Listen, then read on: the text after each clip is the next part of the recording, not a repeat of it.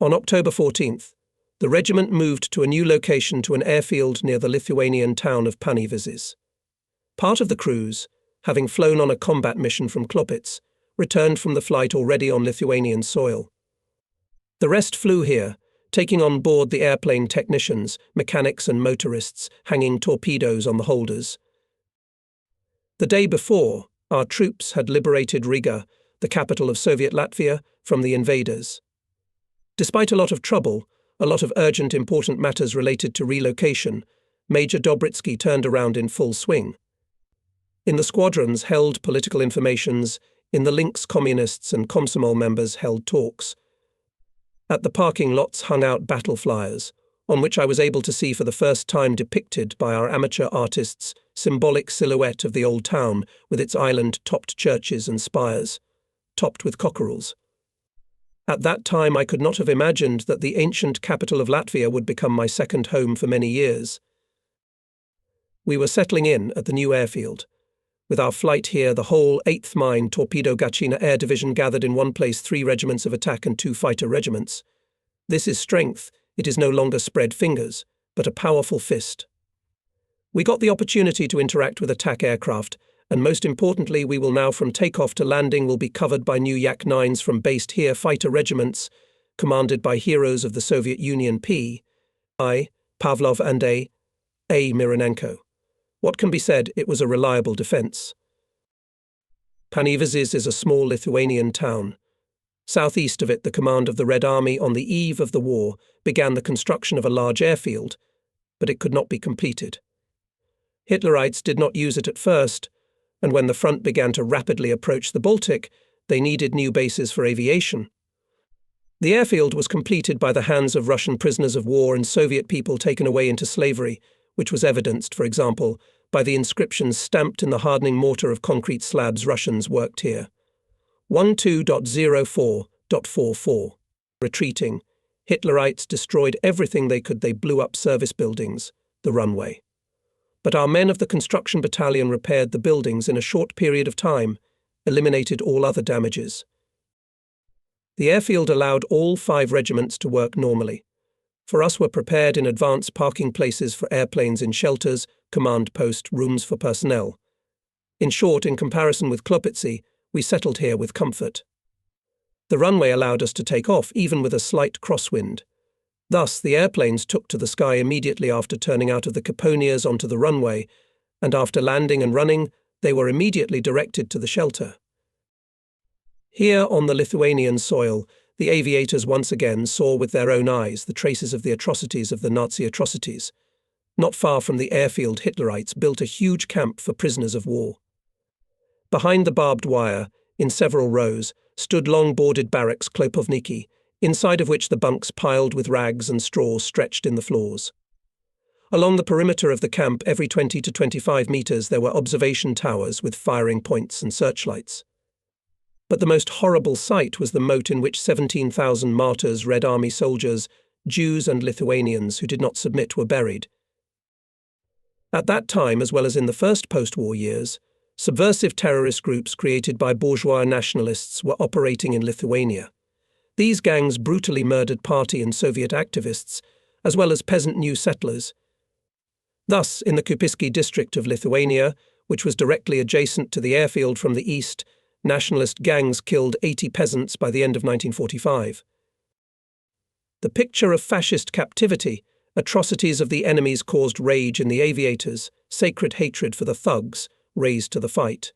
In the regiment held party and Komsomol meetings, which discussed the tasks to increase vigilance, aimed personnel at excellent performance of combat tasks, clear organization of flights. However, the very beginning of combat activity at the new airfield was sad for us. The commander of the 1st Squadron, Andrei Lukic Mikhailov, who had recently arrived to us from the ferry regiment, did not return from his first combat sortie. The weather that day was set as ordered low cloud, 200 to 300 meters, visibility 2 to 3 kilometers. Reconnaissance crews could not dream of anything better. And Mikhailov was assigned just such a task to go to sea near Palanga, to pass northward along the coastline, through Urbensky Strait and further through Riga, to make a reconnaissance of the weather as well as the presence of enemy ships on the sea communications. The crew was perfectly prepared for such a flight. Mikhailov was a participant of the war with the White Finns. Even then he was awarded the Order of the Red Banner. He flew day and night without any restrictions. And then, shortly after takeoff, communication with him was cut off. His death was a terrible blow to me. We served together in the Pacific Fleet. I knew his mother Praskovia Andreevna, his wife Soya Antonovna, and their little daughter Reichka, and I could not imagine how I could inform them about the death of their dearest man. And I couldn't not report it either. Mentally, I went over in my memory everything I said to Mikhailov before his tragic flight. Maybe something to blame me. Didn't say so, didn't specify, didn't clarify. Maybe I should have sent someone else. But Andrei Lukic, since he arrived in the regiment, has repeatedly hinted that he was ashamed to perform only training flights while his subordinates were flying combat missions. Was it right for me to refuse him? I looked for a reason in myself and didn't find it, but it didn't get any easier. The next day, October 15th, another blow fell on my head. A group of torpedo bearers of the 3rd Squadron, after performing a combat mission in the Baltic Sea, on the way back evaded the route, lost orientation and went to the front line of the Kurland group of Hitlerites. Here, the airplane of one of the wingmen, Lieutenant N.V. Ivanov, was shot down by anti-aircraft artillery fire. It is hard to lose men in battle, but even harder when people die accidentally, ridiculously, because of inexcusable negligence or mistakes of others. After all, if the navigator of the unit had not made a mistake, had not gotten lost, and the flight would have ended safely. And now 3 more funerals, 3 clots of bitter grief will go to the addresses, and, happy today, women will learn tomorrow that they are widows, and their children orphans. There was no limit to my indignation, my nerves were taut as strings. I didn't want to see or talk to anyone. "Let's go out for some air," the Chief of Staff suggested, noticing my condition. We went out of the command post hut, sat down on a nearby log, and were silent. The fresh breeze pleasantly cooled my face. We were silent, but everyone was thinking about the same thing: when will this damned war end? How many more young, blooming lives will its bloody millstones grind? I woke up cheerful and refreshed, as if there had not been 2 sorties with young pilots the day before to test piloting techniques in the dark, and then a long night vigil at the command post until the return of crews from mine laying. The grey dawn was oozing through the window. Only in the corners of the room the night darkness still lurked. The springs of Major Dobritsky's bed creaked, and I realized that he was awake too. "Get up, Grigory Vasilievich, you'll sleep through the whole kingdom of heaven." "What's your time?" 8:15. "Why is it still dark?" "It's autumn. The days are shorter, the nights are longer. It's not up to you and me." Yes, the daylight hours were decreasing catastrophically fast, and it made significant adjustments in the combat activity of the regiment. For several days the scouts did not detect any enemy convoys in the sea, and meanwhile new transports appeared in the port of Libava, which became the main supply base for the cut-off Kurland group of Hitlerites. It became clear that German convoys had time to pass the most dangerous areas in the dark time of the day, and during the day they stayed in the port under the protection of numerous air defense equipment. The division command demanded to strengthen night mine laying in Libava, Memel, Danzig Bay. After our losses in the regiment remained a limited number of crews trained for these tasks mine, and the crews of squadron commanders Major Kovalov and Captain Meshcherin, of the young recruits, Junior Lieutenants VP, Polyushkin and VM Kulinik, who had recently arrived in the regiment, showed good results. It was urgent to train young people, and I asked Ivanov to plan me take-off flights almost every night. But it did not always work out. Once, reporting on the planned flights to the division headquarters, I heard, "You'll fly 2 or 3 times for mine laying, and then drive your pilots around until morning." At first I took it for a joke, but it turned out that there was no joke here. The situation demanded other actions. It remained to obey, to redirect the crews to fulfill the combat task. While they were loading mines on my plane, I escorted the crews of Kovalov and Meshcherin into the night sky, and then flew out myself with navigator Sazonov and gunner radiator Lieutenant Vladimir Baikov who had recently arrived to us instead of Cherkashin to the post of Chief of Communications of the regiment. Not being able to destroy transports on the sea crossing at night, the Baltic Fleet Air Force Command decided to launch a combined strike on the port of Libava in the daytime. By the morning of October 30th, according to intelligence data, there were up to 15 transports, 2 destroyers, 2 patrol ships and 4 minesweepers. It was impossible to miss such an opportunity.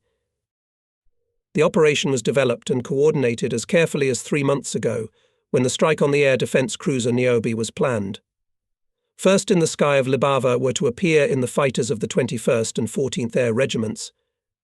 Their task was to tie up the enemy fighters and give the 11th Attack Air Division's attack aircrafts a chance to suppress anti-aircraft fire in the port and on the ships. After that, the main blow to the ships, strike dive bombers of the 12th Bomber Regiment and 8 of our top Muscovite Army. The use of torpedoes was excluded, as the depth of the sea in the port, where the transport stood, did not exceed 10 meters. Therefore, preference was given to large-caliber high-explosive bombs. All of us, and the commanders of units, and ordinary pilots understood the complexity of the task according to the data we have. The port was guarded by 30 anti-aircraft batteries, which is about 120 guns. Not less anti-aircraft guns were also on the ships. In addition, the best air aces of Germany were sent to Libava by order of Hitler. On that day, as usual, after breakfast, pilots and navigators came to the command post to receive a combat assignment. Squadron commanders to stay, the rest to go out, announced the Chief of Staff. People moved to the exit, but then heard the voice of the navigator of the 2nd Squadron, N.P. Fedulova, who guessed, apparently, what will be discussed next. "No one needs to go out," he said. "We and the squadron commander Major Kovalev ask us to perform this task. The personnel are at the airplanes and waiting for orders," Major Kovalev added. "We ask the command of the unit to consider this flight as a gift of officers, sergeants and soldiers of the 2nd Squadron to the 27th anniversary of the Great October Revolution. This is how in the moments of severe trials the soul qualities of the Soviet people were revealed. Probably in each of us lives Gorky's Danko, ready to sacrifice himself for a great goal." I looked at the calm, courageous faces of Kovalev and Fedulov and realized that their decision was not matured now, that it was thought over and made earlier, when it became known about the upcoming operation. I read the respect for the courage of comrades on the faces of other pilots and navigators who stayed in the room. "Well, comrades," I said, "you take on a responsible and difficult task. Regimental command trusts you. We know that the 2nd Squadron fights steadfastly and courageously, but here, perhaps, to cross the threshold of the possible. So do it." A little while later, Ivanov, Dobritsky and I went to the parking lot of the 2nd Squadron. Here in a prominent place hung a colourful poster on which were printed the words of the remarkable teacher and writer as Makarenko: "Brave is not the one who is not afraid, but brave is the one who knows how to suppress cowardice." There can be no other bravery. Do you think that to go to death under bullets, under shells, means not to feel anything, not to be afraid of anything? No, it means to be afraid, to be tested, and to suppress fear. Squadron ready for flight, excess fuel drained. The reserve is 30% reported to me after checking the aircraft regiment engineer George Fedorovich Yakovlev. A few minutes later, engines roared mightily and 8 top Mostoviks one after another rose into the air. Realizing the importance of the operation, we at the last moment replenished Kovalev's group with experienced pilots from the 3rd Squadron. For the technical staff, and for all of us, the time of languid waiting began. We knew that there are no easy battles for torpedo carriers, but as it became known later, the battle at Libava was one of the most difficult. We realized this already when we watched the landing of our neighbors, who worked first. Attack planes, dive bombers, fighters, which had left for the mission in clear lines, were returning in disorderly groups, in pairs, or even alone. Finally, a familiar silhouette of a torpedo carrier appeared. 2 more landed after it, and then at 5-minute intervals 2 more went to land. In vain, straining our eyesight, we looked at the distant, blurred in the haze of the horizon the other 2 we never waited. The airplane of Major Kovalev, the leader of the group, did not return. We learned the details of that combat sortie from Nikolai Petrovich Fedulov. Here is what he said. After Palanga, torpedo carriers took a course in the sea and at a distance of 30 kilometers went north parallel to the coast. Already on the traverse of Libava saw the work of attack aircraft and dive bombers. In the water areas of the port and at its entrance bombs burst, ships were burning, dark smoke was rising upwards in a huge cloud, where many fighters were spinning in a deadly merry-go-round of air battles. Anti-aircraft artillery raged. On the suddenness of count-on no longer had to count, and at a distance of 12 to 15 kilometers from the coast torpedo bearers, two groups went to the outport. Prepare to attack. Commanded on the radio Kovalov. Planes rearranged and maneuvering entered the range of anti-aircraft installations.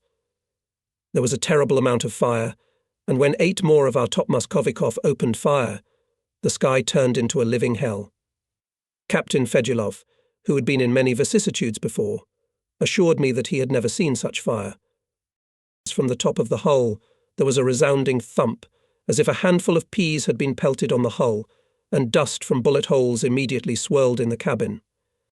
"We are under attack by a fighter," shouted gunner Radio Sergeant Pyotr Belchayev and ducked into the turret machine guns. But having given a couple of bursts, suddenly stopped firing. "You're not wounded? Why do not shoot?" shouted to him Fedulov. No order. Messer left with a turn to the left, didn't like it. Apparently went to look for easier prey. Shoot at the ships. Both groups made an organized attack, dropped bombs on the ships standing in the outport, and soon left the zone of fire. Nervous tension gradually subsided. "Boris Evgenievich, how are you?" Fedulov asked the commander over the intercom. "Everything is fine, except that none of the instruments on the dashboard does not work." "That's probably not the worst thing." Fedulov calmed down, began to scrutinize the aircraft. At first he thought that it seemed, but no, from the left engine glittered orange tongue of flame and disappeared, again appeared and again disappeared. And then the flames that had escaped into the open began to lick the airplane's skin. And behind them, bursting through the water columns and grey smoke spreading over the sea, flew the plane of Junior Lieutenant Kuzmin, engulfed in flames. Together with other wingmen, he followed the leader without leaving his place in the battle formation. Fedulov began to report what he saw to Kovalov and was silenced at half a word. The burning Boston exploded in the air. So died the death of the brave pilot Junior Lieutenant Alexander Yakovlevich Kuzmin, navigator Junior Lieutenant Fedor Sabarovich Amenkayev, and gunner Radio Sergeant Anatoly Yakovlevich Kuzmin. Fedulov decided not to report about the fire on his own airplane. Why? There was only one way out to land on the water, but in the location of enemy troops it was excluded. Not captivity. Better to share the fate of Kuzmin's crew. "Navigator, what shall we do?" "So we will not fly far," asked Major Kovalov, referring to the non-functioning instruments. "As soon as we pass the front line, we must land on the water. Then immediately report as soon as we pass. You can see for yourself. If you see flashes of gunfire, smoke, you won't be mistaken." "I see the front line," soon exclaimed the pilot. "Let's land." "Don't hurry, Boris Yevgenievich. If you can't see it from the rear cockpit, it means we haven't passed it yet." When the front line, glittering with fireflies of shots, billowing with smoke, floated under the wing, and by the silhouettes of cars and tanks, Fedulov was finally convinced that they really in the location of our troops. He reported about the burning engine to the commander and advised to land before it was too late. Boston sharply went down. After landing on the water, the plane crawled on its belly and, settling, caught on underwater rocks. Fedulov lost consciousness from the impact and came to himself only when he found himself in the cold water. The airplane was slowly sinking and something had to be done immediately. He tried to remove the turret cover to get out, but it would not open. After hitting the dashboard, Major Kovalov also lost consciousness for a while. When he began to realize what had happened, his first thought was of the crew. Were they alive? He climbed out on the plane, broke the turret lantern and the navigator's cabin lantern with his foot, helped Fedulov climb out on the wing. Then the two of them wounded, they pulled out Sergeant Belchayev, moaning with pain, whose leg was broken. According to their calculations, there were about 50 meters to the shore, but with a wounded comrade not to swim. "Stay here and I'll look for a boat and come back," said Kovalev, jumped into the water and swam to the shore. Boston sank in shallow water, thanks to which the top of the fuselage remained above water. Fedulov laid Belchev so that he would not accidentally fall off, but he himself slipped and found himself in the water. The lifebelt was triggered and filled with warm air, so it seemed warmer in the water, even though his ounce had slipped off his feet and were floating nearby. Soon soldiers led by Major Kovalev appeared on the shore. They were dragging an inflated rubber boat to the water. A few strong rows and the rescuers are near.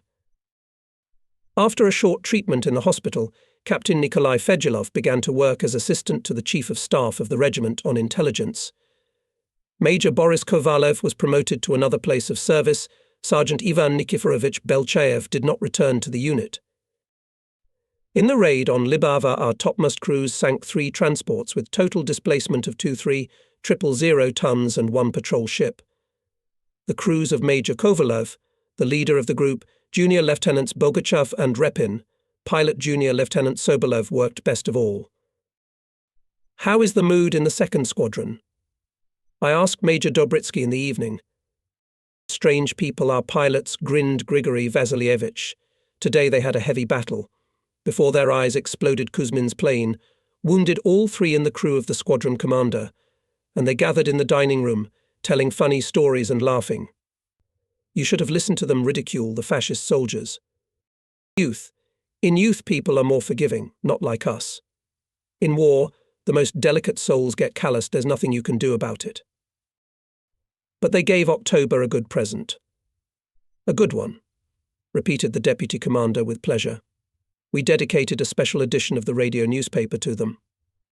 Torpedo carriers, and then often visited the naval base in Libava, and, it must be said bluntly, each flight there can be equated to a feat. Especially I would like to note the daring raid of a group of topmast pilots under the leadership of the deputy commander of the 3rd Squadron, Lieutenant M.V. Borisov. Our pilots sank 3 enemy transports with total displacement of 16,000 tons. We had great success a week later, on December 22nd. This time the group of planes was led by the commander of the 3rd Squadron K.A. Mesherin. A large transport and 3 patrol ships were sunk in the outport of Libava. Our military historians will note later in strikes on the naval base of Libava, especially good results were achieved by topmast pilots of the 51st Mine Torpedo Aviation Regiment. In 3 strikes the share of the topmast gunners, who were only 21% of the total strike force, accounted for 75% of the total losses of enemy transports and ships ejected from the mainland of Estonia. The Nazis tried to hold on to the island of Saaremaa, but they were pressed here as well. Finally, in the hands of the enemy remained only a small piece of land in the southern tip of the island Cape Surve. This cape was of great importance for the group of armies north, as it allowed to keep under control the Urbensky Strait. Hitlerites strongly strengthened it, and, always having a tendency for propaganda purposes pompous, and lavishly named their defensive lines, gave it the name Urbensky Shield.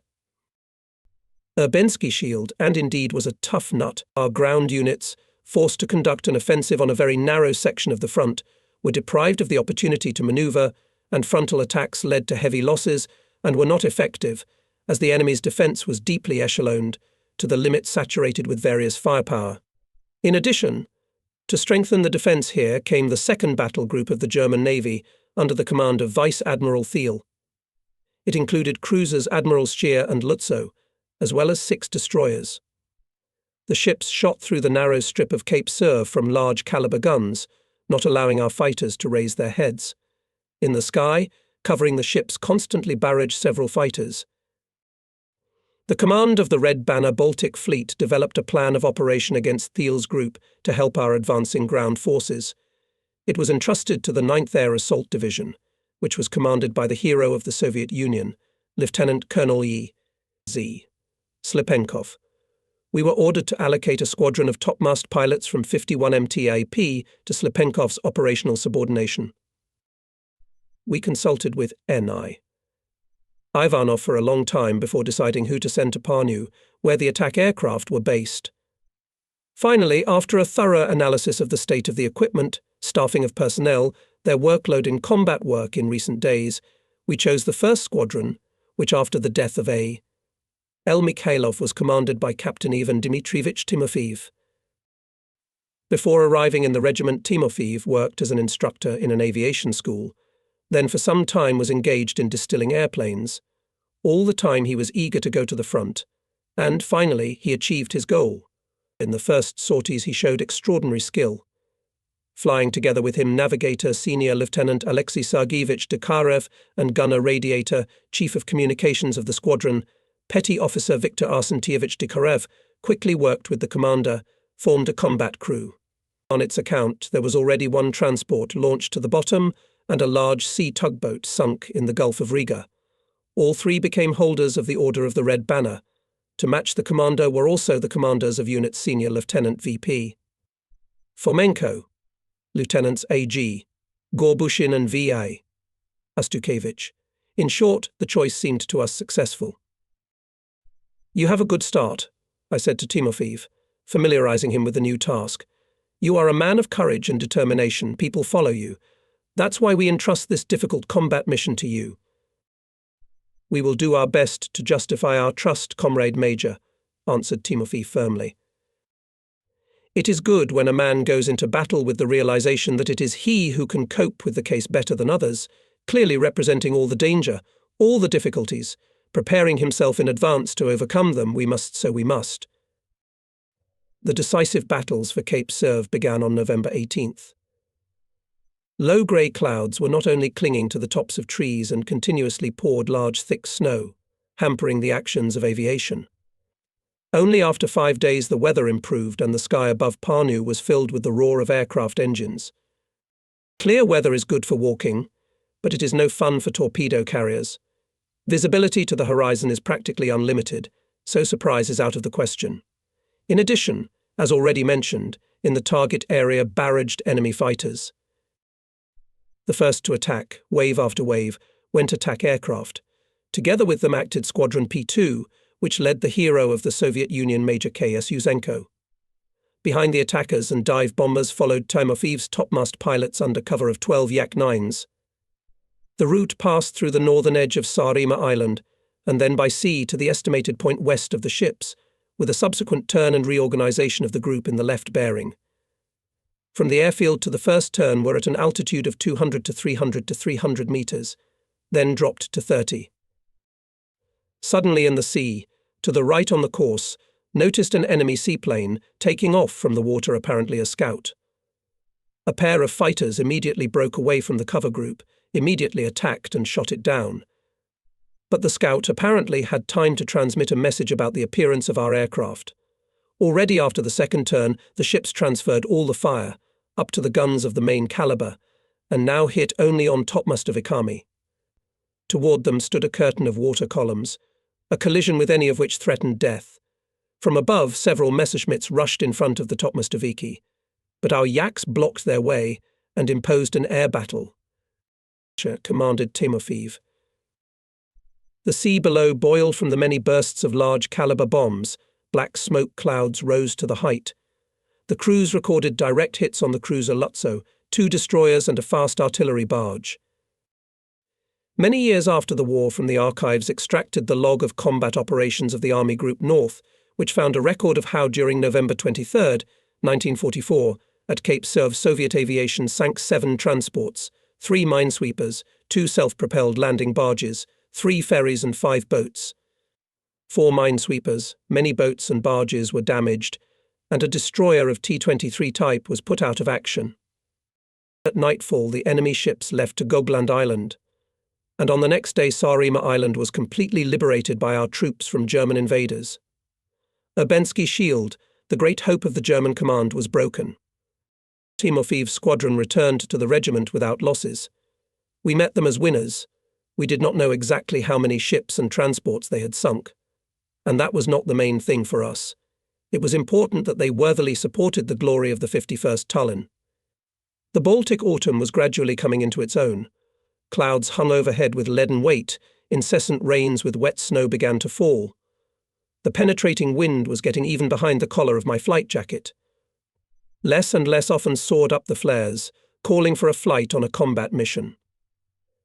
True, in the rare days of November still managed to briefly break out the weather, but the closer to winter, the less and less such lapses became. Autumn is not a time for flying. I kept hoping that weather conditions would improve in December, the first month of winter, but on the Baltic it is not much different from the rotten months of fall. How we all remembered our Russian winter, with its sparkling snow, hard frosts, and clear sunny days which we missed so much. The cold weather brought a lot of household chores. Dwellings, canteen, command post were being insulated. As the number of combat sorties was considerably reduced, it became possible to take our time to inspect and qualitatively repair our machines that had seen the sights. Sometimes we had to make 2 out of 3 airplanes, but we completely excluded failure of certain units.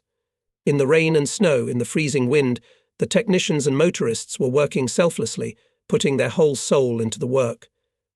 Their labour can be safely called a feat. Weather. It was a shame to realise that while we were forced to sit on land, enemy convoys were sailing freely at sea. Hitler's sailors must be happy about the bad weather. Therefore we tried to use the slightest brightening in the clouds, the slightest hope for better weather, given to us by weather forecasters, to the maximum. However, most of the crews flying on missions wrote in their combat reports the mission was not accomplished due to bad weather conditions on the route, landing with torpedo, no transports detected, bombs dropped on a backup target. Unfortunately, bad weather made its share in the lists of our losses.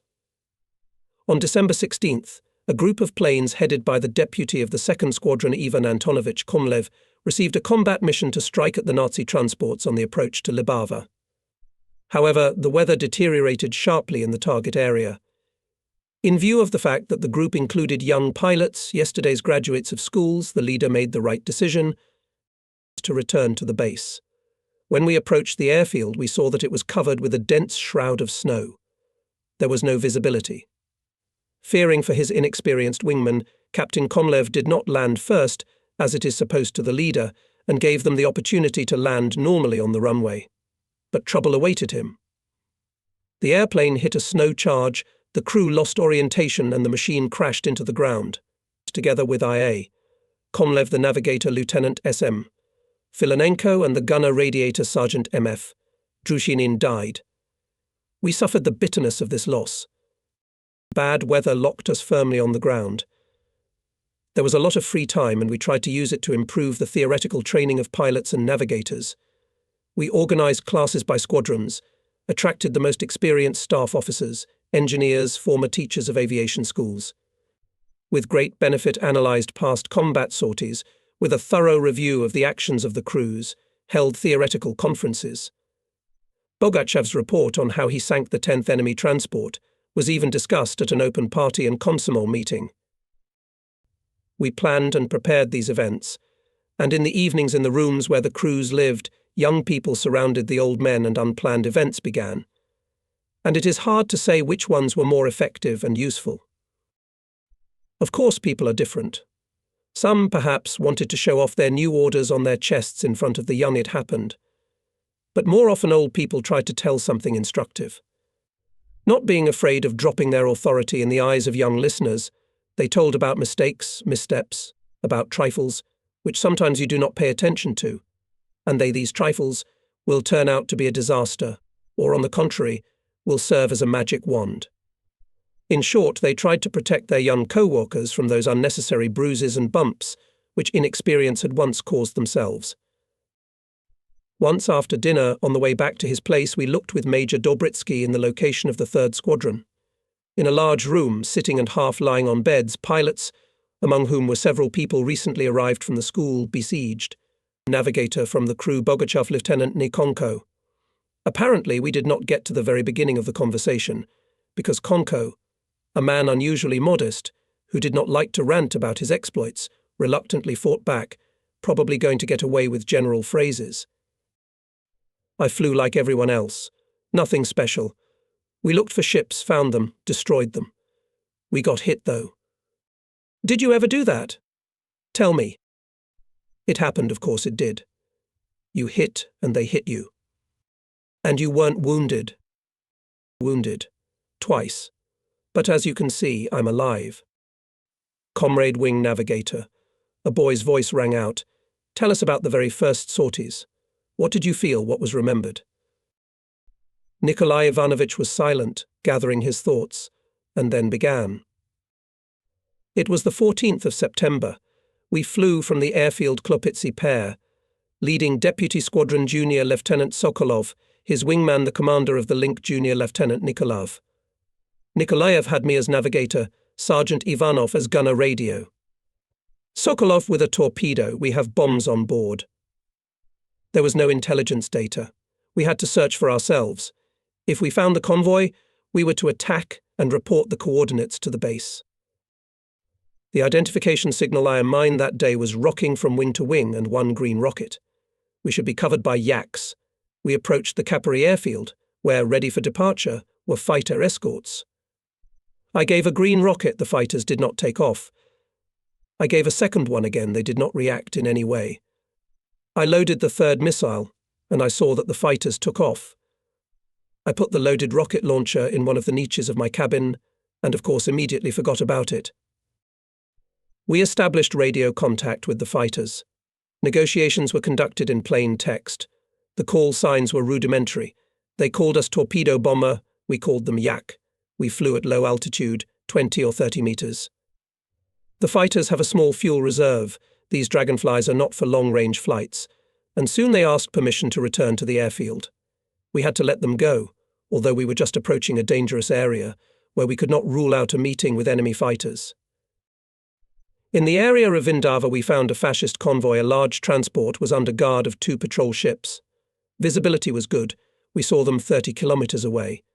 And it seemed to us the enemy is very close. No wonder the first combat sortie, no experience. Sokolov, the leader, 20 kilometers before the target gives the command attack. At this command, as we were taught, Topmastovic at maximum speed went forward to fire machine guns and bombing attack on the guard ships to ensure a successful attack torpedo carrier. You already know that the scheme of interaction is designed so that the dropping of bombs Topmastovic and torpedo-launched torpedo carrier occurred simultaneously. We did not get it because we started the attack too far from the target. As a result, the ships concentrated all the fire on our plane. At the very moment of dropping bombs between the engine and the rear cockpit exploded shell. I felt a strong blow to my right side, but at first I did not pay attention to it because in the cockpit flares lit up. They were above the rear hatch. I quickly leaned over the hatch and began to tear off the cartridge case with the burning flares. With difficulty I managed to tear it off and throw it into the sea. While I was fiddling, we were out of the firing zone, and the enemy transferred all the fire to Sokolov's plane. He was approaching the torpedo drop point at minimum speed. The pilot could no longer maneuver and was a perfect target. From a direct hit, the airplane exploded in the air. Together with Sokolov, navigator Volodya Myasoidov and radio gunner Kolya Krishenyuk were killed. Busy with missiles, I did not see neither the bombs hitting the ship, nor the death of Sokolov's crew. Nikolaev shouted to me over the intercom about what had happened. Without wasting time, I grabbed an aviation camera and through the bottom hatch took several pictures of the convoy. After their manifestation on the ground, we clearly saw how, settling on the stern, sinking transport. I gave the pilot a course for the return route, and only then I had a chance to take care of myself. My right side was burning like fire. I swept my hand, it was covered with blood. Wounded. My eyes flashed, it seemed to begin to nauseate, and I was afraid to lose consciousness. Looking ahead, I'll say that the shrapnel hit my lower back and, by my luck, got stuck just before my spine. Looking up, I saw that Ivanov's right arm was hanging from the gunner radiator's turret and blood was running down it. I shouted, "Igor, are you alive? My arm was hit." He replied, "I can't move it. And the other one's fine. How are you feeling? Tolerable. We'll fly well. Don't tell Nikolaev. Let him fly safely." According to my calculations, it wasn't far to the airfield when Ivanov shouted, "There are 2 fighters coming in from behind," but I don't know whose I looked back. Indeed, we were taken in pincers by 2 stupid hawks. Whether they are Fox or benches, who knows, you can't tell from the front. They are catching up, their speed is faster than ours.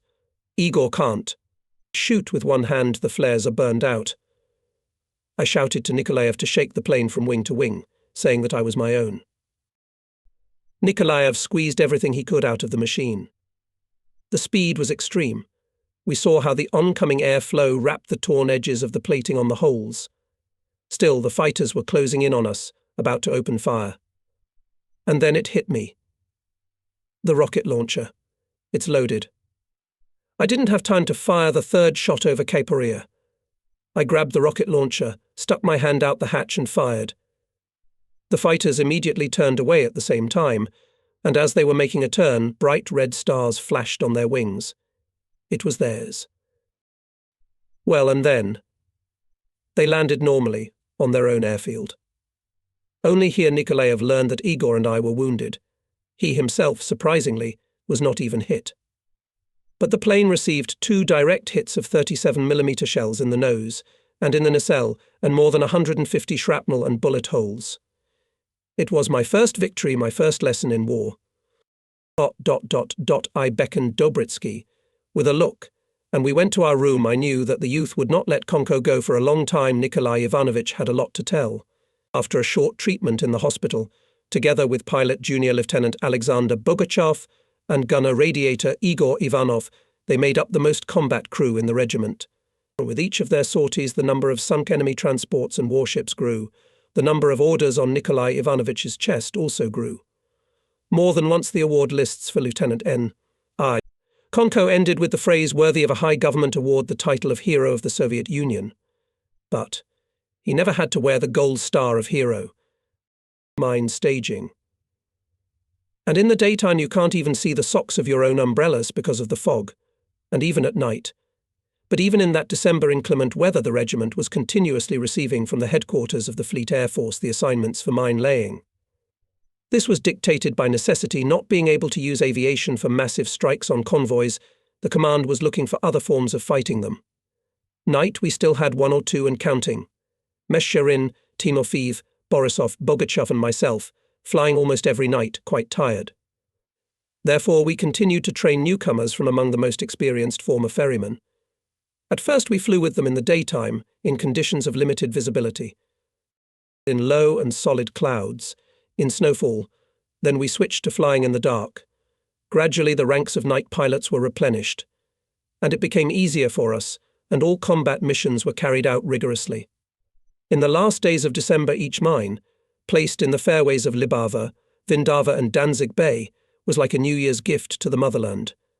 Of course we wanted to give merrier presents, brighter, with fireworks, with torpedo and bomb salutes in the Baltic, but the weather didn't allow it. For the New Year's dinner the tables were set in the club, a long boarded barrack, the most spacious room we could find. A Christmas tree was set up, and electricians beautifully illuminated it with coloured lanterns. Girls from the Airfield Maintenance Battalion decorated the walls and ceiling with garlands of coloured paper, fresh pine branches. In short, they tried to do their best to make everyone feel the holiday. Opening the New Year's Eve party, I briefly summarised the results of our combat activity for the past year, named the most distinguished officers, sergeants and soldiers, congratulated everyone on the coming year 1945, the year we all fervently believed in it, our victory. We also remembered our comrades in arms who gave their lives for the fatherland, whose graves we will not find in the vast expanses of the Baltic. And then we presented awards and memorable gifts, read out congratulatory telegrams of superior officers, watched pre-war movies, had fun, danced. Yes, we had no doubt that we were entering the last year of the war.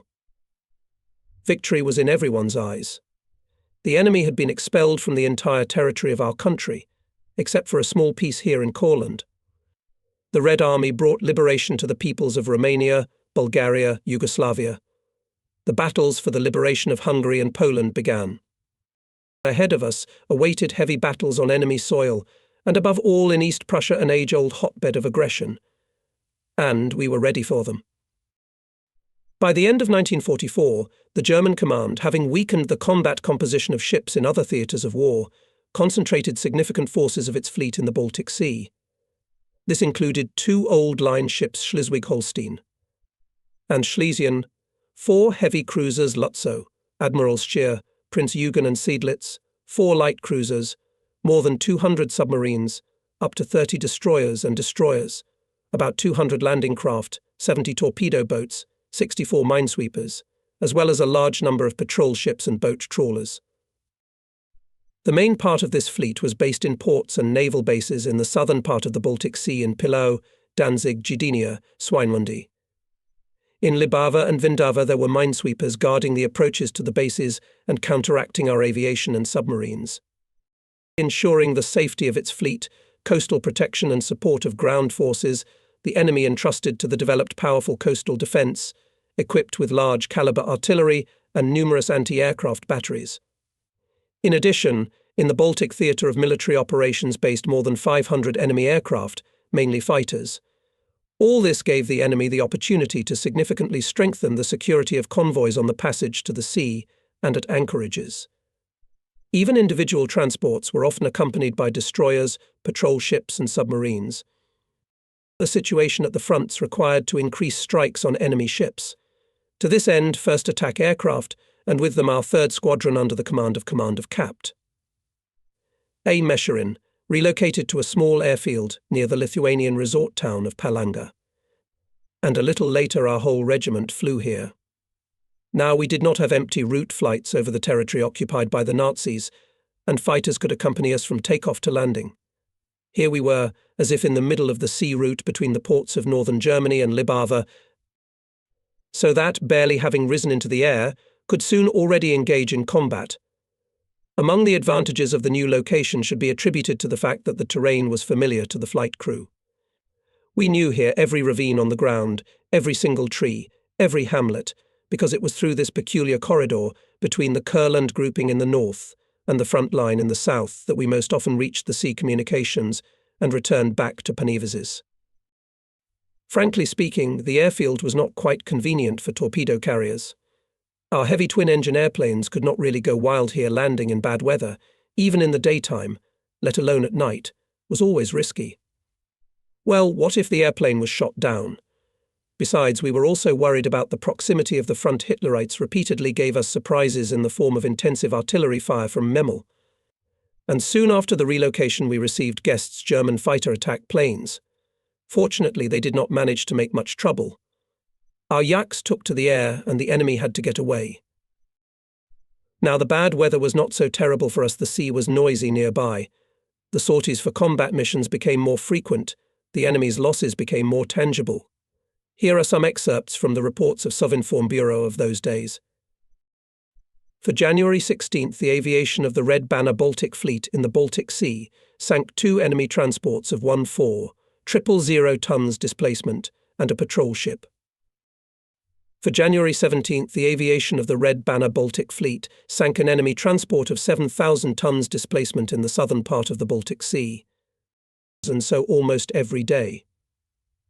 On January 28th, for example, pilots of our regiment sank an enemy transport with manpower and equipment on the approach to Memel. All airplanes returned to their airfield without serious damage. On January 29th, 3 transports with a total displacement of 16,000 tons and a self-propelled pontoon were sunk. The newspaper Pravda on February 2, 1945, published an article, "Transports Go to the Bottom." I would like to quote an excerpt from it.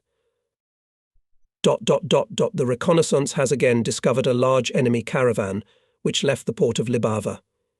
It consisted of 6 transports and guard ships consisting of a destroyer, a patrol ship, 3 minesweepers, and 8 fast-landing barges. A few minutes later in the air began to rise torpedo carriers 51st Mine Torpedo Air Regiment, which are on high alert. The first to fly out of the link, led by the commander of the link, Bogachev. The enemy opened a strong barrage fire. Junior Lieutenant Kulinich's airplane was hit by a direct hit of a shell on the way to the target. It seemed that disaster was inevitable, but it did not stop the brave pilot. On one working engine, in difficult weather conditions, maneuvering at low altitude, a young, without sufficient experience, torpedo bomber Victor Kulinich approached the target, comes to favorable angles, and hit the transport. and then brings the damaged airplane to its airfield and makes a landing. Junior Lieutenant Bogachev attacked the lead, heavily laden transport and let it go down. The second pair of Wing Commander Repin and pilot Polyushkin attacked a large transport, which went in the center of the convoy. From a direct hit of bombs and torpedoes, the transport caught fire and sank. After 40 minutes, at dusk, 2 more torpedo carriers took to the air the lead regimental commander Orlenko and wingman squadron commander Makarikin. When the crews approached the target, the caravan was already upset. Part of the ships remained to pick up people floating on the wreckage, the rest went full speed to the southwest.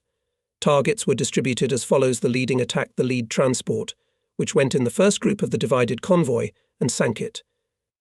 Makarikin attacked the end transport of the second group. His attack was also successful. And only the onset of darkness and thickening fog over the sea prevented the complete defeat of the enemy convoy.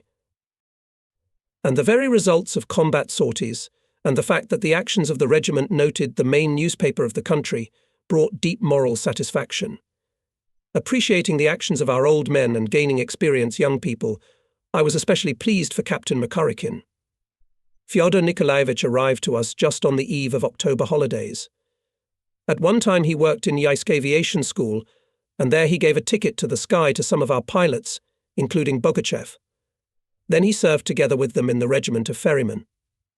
Therefore, having met many old acquaintances in our regiment, he easily and quickly joined the team. We appointed him commander of the 2nd Squadron instead of Major Kovalov, who left after being wounded. So that flight to intercept a convoy was his second, and immediately such a success. And soon we won another big victory here. Transport and tanker under the protection of several warships were coming to Libava.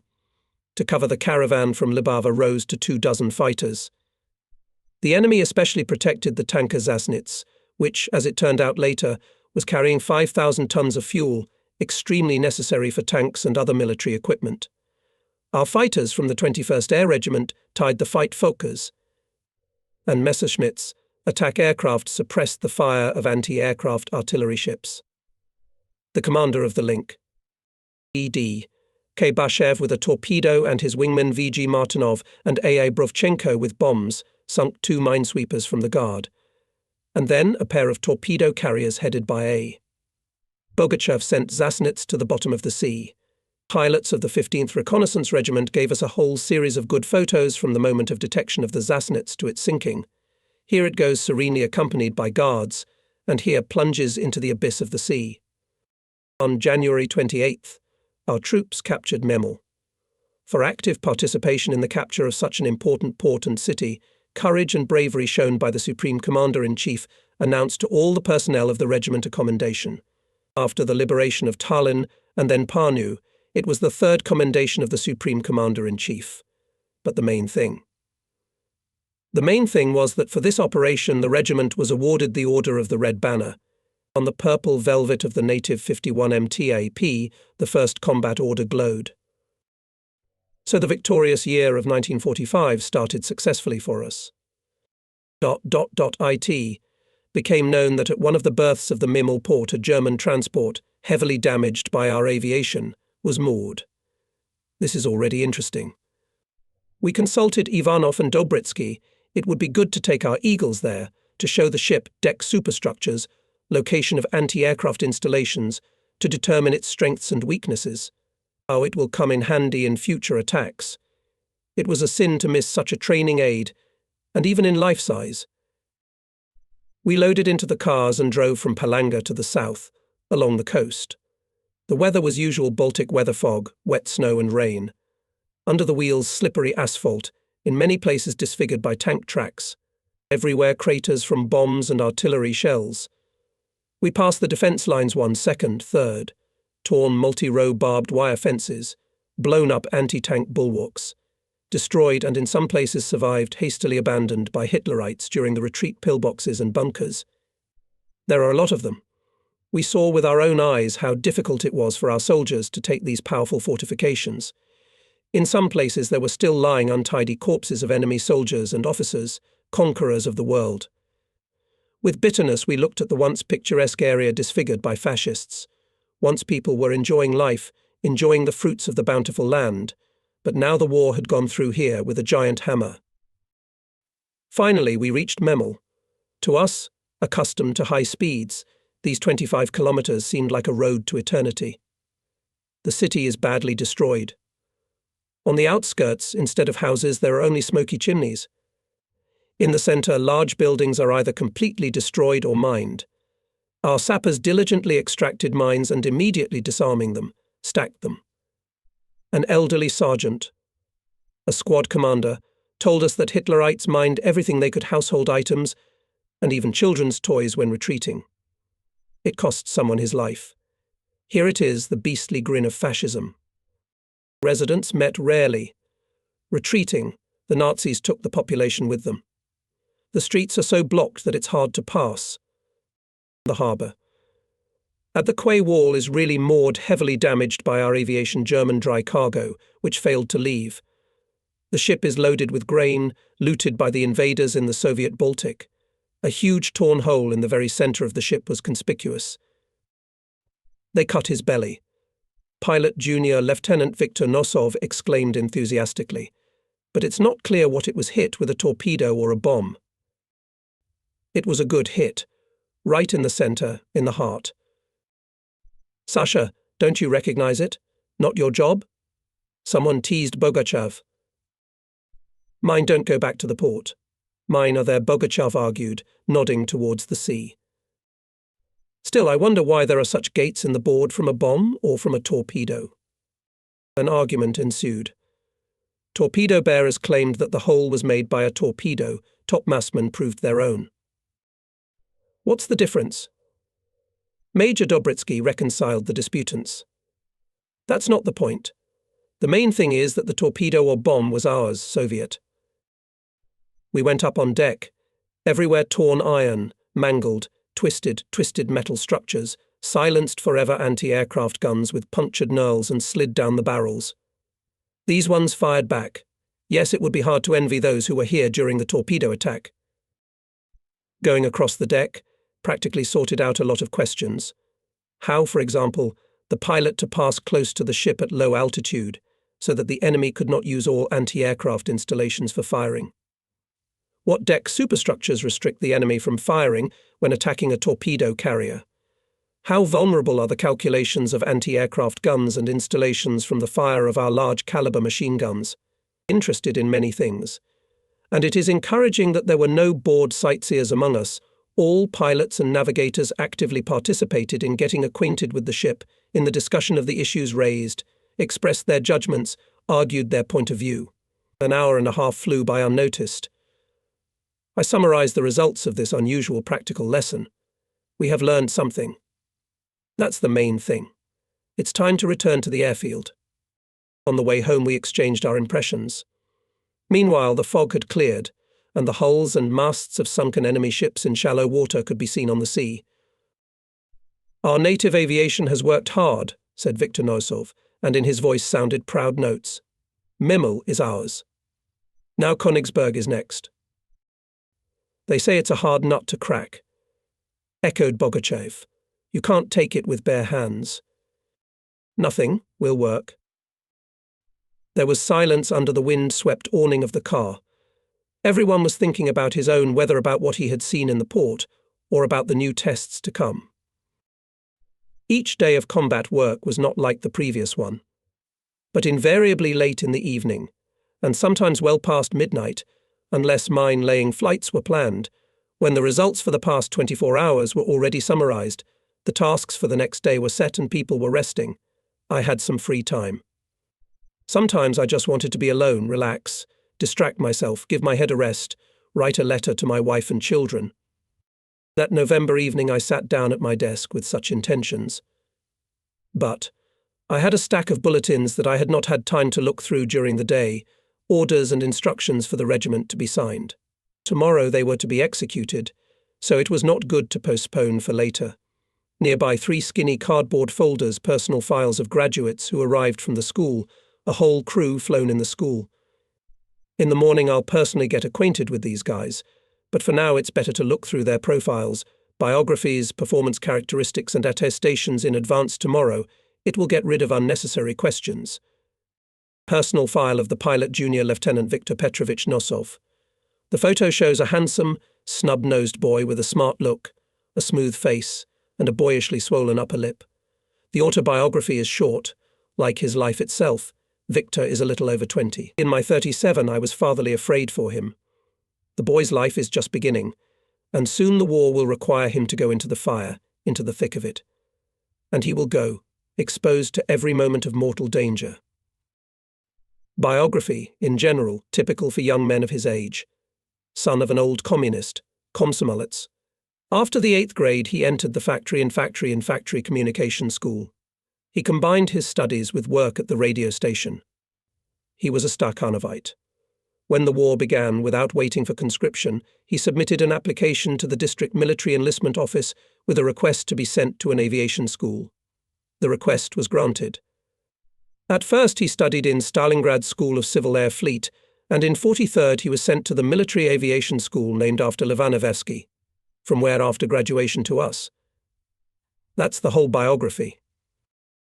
Already later, when in everyday communication our relations lost the official character of relations between the chief and the subordinate, some details of Viktor's biography were revealed, which completed his portrait. In his native Senjalai, where he was born and grew up, he was a leader of the guys from his street. He was not afraid of anyone and anything. He liked to sit for hours with a fishing rod on the bank of the Volga. He swam well and, to the envy of many, bravely jumped swallow from a high Volga slope. In the evenings he read a lot, especially liked books about pilots. The portrait of Valery Chakhalov invariably hung over his bed. And in school and in FZU he studied well, enjoyed authority among his comrades, always stood up for girls.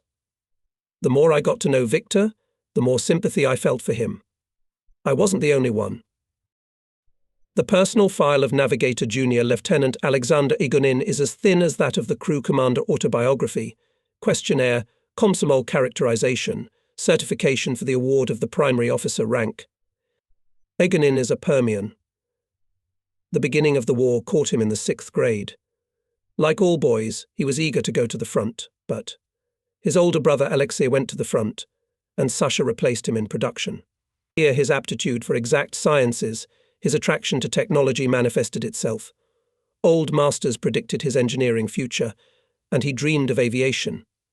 And suddenly misfortune, he injured his leg. Sasha could not give up his dream of the sky. In order to eliminate the consequences of injury, he took to sports, even played soccer. There, at the plant, joined the Komsomol, and a little later he was elected a member of the district Komsomol committee. He volunteered for the army. He, like Nosov, easily and quickly joined our team. Sasha loved and could sing, and maybe that's why he reminded me so much of the dead Joseph Sachko, who constantly lived in my memory. True, Igoshin's repertoire was quite different. Most often he sang his favorite song about a Rostov boy who died protecting his pigeons from fascist bullets. In his performance I heard for the first time a song about how a British soldier smoked a self-twist of Russian makhorka, and a Russian sailor smoked a British cigar. Igoshin would start singing, and the room would quiet down. They listened to him willingly. And the autobiography of a gunner radio sergeant Fyodor Dorofeev turned out to be quite short. At the age of 17, having barely graduated from FZU in Novosibirsk, he volunteered for the army. He asked to join the aviation. The request was granted. In the school named after Livanovsky, for the first time met with Nosov and Igonin. Together, with Major Dobritsky, we accepted our new Komsomol crew. They entered timidly, stretched out at attention, but introduced themselves clearly, in full uniform. New uniforms, snow-white cuffs on their tunics, buttons and boots polished to a shine. They tried to keep up their good manners, and yet they were worried, sometimes answering inappropriately. Grigory Vasilievich and I understood their condition. We had once gone through it ourselves. Having solved all the issues with their living arrangements and assigning them to the 2nd Squadron, we let them go, knowing from experience that today and tomorrow and in all the following days will not once have the opportunity to talk to each other in an off-duty environment. which is much more useful than an official presentation. "Well, what do you think of the boys?" I asked, when the door closed behind them. "They're a sight to behold," vividly responded Grigory Vasilievich, but in his voice clearly audible sadness. He was silent, staring blankly out of the window, but I guessed what he was thinking. It was his heavy duty to write to his parents about the fact that the crew their son had flown in had not returned from a combat mission. Grigory Vasilievich, being a father himself, was terribly worried, sitting down for such a letter. Perhaps now Sokolov, Pudov, Ivanov, Mifakudinov and their crews stood before his eyes. They were young, too. And look, he spoke again. 3 of them, all so different. But all 3 of them had the same thing on their minds: they wanted to go into battle right away. That's how it is with us. Love for the motherland is absorbed with mother's milk, and they will fight for it. They'll fight badly. But, as we always did with graduates of schools, we were in no hurry to release Nosov and his crew into battle. The first and last tragic September flight of Sokolov's crew was too fresh in our memory. School flight practice is one thing, it is only the first steps into the sky, the foundation for the further formation of an air fighter. Another thing, the battle. Nosov, we must give him credit, as a pilot and crew commander, well understood that the success of the battle and the fate of the crew depends on mastering the tactics of torpedo aircraft, from mastering the Boston. And he studied diligently, greedily absorbed every word of the commander of the link, squadron commander, tested by fire, and yet he was losing patience. "Well, comrade captain," he tormented Makarikin, "send on a combat mission." "It's early. It's still early." The squadron commander was adamant. "The war is ending, comrade captain. We won't have time to fight." "Yes, you will. You've had your share of fascists. Let's fly to the range one more time, practice the anti-aircraft maneuver. Then we'll see." "Don't hurry, learn more," advised the pilots who had already been admitted to combat work and had 1 or 2 combat missions under their belt. "Everything is not so easy there as it seems from here. Before you can say, 'Mum, you'll be hit,' you'll learn." "I won't get hit. If I get hit in the target area, I'll ram you. I won't turn away, don't worry." He spoke so passionately and convincingly that one could believe that he wouldn't back down. On the traverse of Palanga, not far from the shore, there was a sunken enemy ship lying on the ground. Only the tops of its masts were sticking out above the water, and until the autumn storms broke them completely, we used them to practice the skills of topmast bombing and anti-avoidance maneuvering. Squadron commanders took out young recruits here. Finally, in December, Viktor Nosov's crew, as part of a group of airplanes, took a baptism of fire in the Baltic skies. It was not quite successful. The crew failed to hit the target. It was not very upsetting. It was rare for anyone to succeed in the first combat flight. The important thing was that the crew returned to their airfield unharmed. This is not so little, and there would be more victories. And so it happened. Here is an extract from the information about the combat activity of the pilot of the 2nd Squadron of the 51st MTAP, Nosov VP, on December 22, 1944 in the port of Libava. Personally sank a patrol ship on February 5, 1945 in the Baltic Sea. In a group sank a transport of 7,000 tons displacement, for which he was awarded the Order of the Red Banner of Battle. In a letter to his parents, Victor shared the most intimate things. "I was awarded the Order of the Red Banner. I think that not the last. The situation at the front is good, so I will see you soon. I wish I could see you, talk to you." But Victor never got the chance to see his relatives again. It was early morning on February 13th. The grey sky has no light, the weather is obviously not flying. But the work in the regiment is still going on. The order to take off may come at any minute. In high readiness for the flight, a group of Deputy Commander of the 2nd Squadron, Senior Lieutenant V. P. Fomenko. In its composition, the crews of the Wing Commander G.G. Inikiv, pilots Lt. P. Nosov and Junior Lieutenant P. N. Koltashenko. On the airplanes, Fomenko and Inikiva torpedoes, the other 2 bombs. The headquarters receives various orders, reports, bulletins. And here are the data of aerial reconnaissance on the movement of the enemy convoy: 3 transports and 2 ships under the cover of bad weather moving course to the northeast. And then at once the staff cars spun. Chief of Intelligence Major M. Semilov put the data on the map and agreed on the interaction with the fighter's cover. The first Deputy Chief of Staff Capt. Chernik makes a route calculation of the flight, the senior engineer of the Regiment Captain Aviation Technical Service. AI Medvedev with specialists goes once again to check the readiness of the material part. Meteorological Service reports weather map. On the reliability of ground and air communications took care of the Chief of Communications Regiment Senior Lieutenant V.V. Bykov. All data from the specialists come to the Chief of Staff N. I. Ivanov to report to me. Ivanov to report to me, the regiment commander.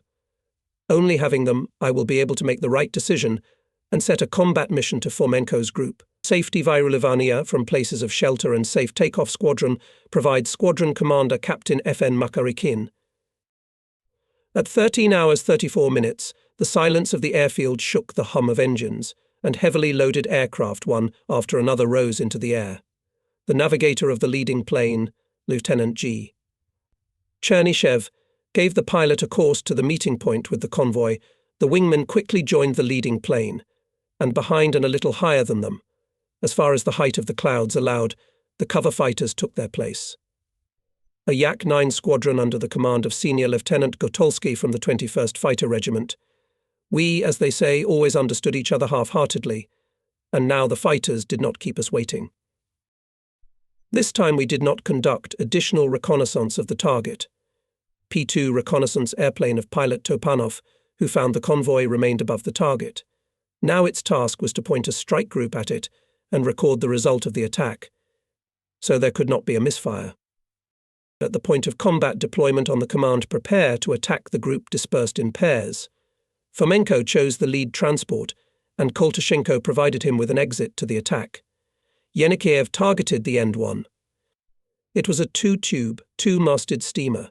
Its sides were only 2 to 3 meters above the water, apparently. The Nazis loaded it to the limit, bringing reinforcements to the divisions in Kurland. At the command attack, Nosov increased engine speed, went ahead of Inikiev. Dark figures on the decks swarmed, flickered, and from there a shower of fire poured towards the planes. Intersecting and diverging, around the planes swarmed bright traces of automatic guns, Ehrlichen. Bursts of anti-aircraft shells, giant water columns rose out of the water. Throwing the plane up and down, from side to side, Nosov poured machine gun bursts on the decks of the ships and rapidly approached the intended point of dropping bombs. It was necessary at all costs to get close enough to drop exactly there, no longer and no closer. A few seconds more, and the fate of the transport would be sealed. The enemy ship, bristling with shots, was about 700 meters away when Nosov's Boston caught fire from a direct hit of a shell. It burst into flames at once, like a torch, and the pilot directed his burning torch with bombs directly into the side of the ship. A huge column of flame and smoke rose upward, and the 8,000-ton transport began to settle rapidly aft. The descending black smoke covered the remains of the heroes like a mourning blanket, and the harsh Baltic took them into its embrace. No one knows the words which, as the last handshakes, were exchanged in the separated cockpit of the burning airplane Victor, Nosov and his glorious comrades in arms. No one knows what the commander said to his crew and what navigator Alexander Igoshin and gunner radiator Fyodor Dorofeev answered him. But he who fought in the same formation with Nosov over the grey waves of the Baltic, he heard these words through the rumble of battle. "If they hit the target, I'll go for a ram." It was the first transport ramming by a heavy aircraft in all the previous years of the Great Patriotic War. The heroic crew of V.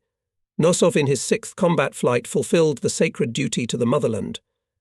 In that battle, Fomenko sank another transport and Koltashenko a patrol ship. But the joy of victory was overshadowed, and they looked with pain in their hearts into the grey waves of the Baltic, where their battle friends found their last shelter. Late in the evening, when the task of the day was fully completed, put in hiding and camouflaged aircraft, the flight crew gathered, as usual, at the command post for a debriefing. But the debriefing did not work out.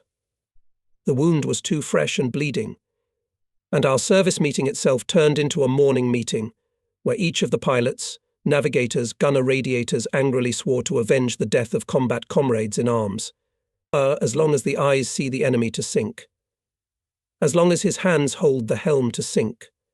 As long as the heart beats to the bottom of the fascist vultures. On February 15th, Sovinformbureau informed the Soviet radio listeners about the unprecedented feat of the Komsomol crew, describing it as self-sacrifice in order to fulfill the combat mission.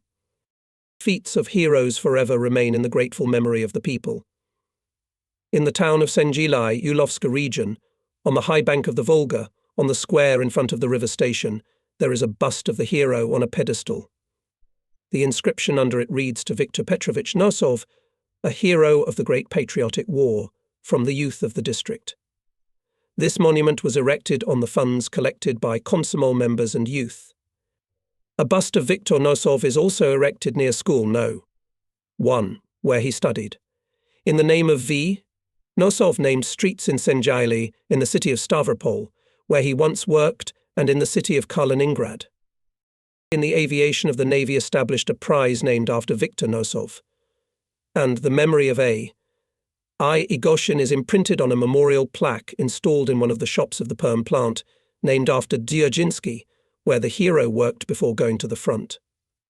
In the center of Palanga, where the crew left for their last flight, a memorial stele in memory of those who died for the liberation of the city was erected in the military cemetery. Among others, the names of V. P, Nosov, A, Igoshin and F, Dorofeev are inscribed in the stone forever. I, and Dorofeev I. Our Polish friends also honor the memory of their liberators. If you happen to pass by sea along the Polish coast, you will see an obelisk pointing to the sky on the steep Cape Rozu, on Hawk Mountain near the ancient town of Putska in the Gdansk province. It was not far from this place that our torpedo boat heroes performed their immortal feat. Tens of thousands of tourists from many countries of the world come here to worship the heroes and lay flowers. With excitement we read the inscription. To Soviet pilots. Viktor Nosov. Alexander Igoshin. Fyodor Dorofeev, who on February 13th, 1945, died a heroic death for our and your freedom. Citizens of Putsky district. Over the years, a sad but kind tradition has developed every year on May 9th, Victory Day. People come to the shore, go out to sea in boats and lower wreaths of spring flowers covered with scarlet ribbons onto the water, so that the waves, mute and impartial witnesses of history, would carry them to the place where the faithful sons of our people, who died in a hard fight with the worst enemy of mankind, fascism, rest on the seabed. The memory of them lives in the song.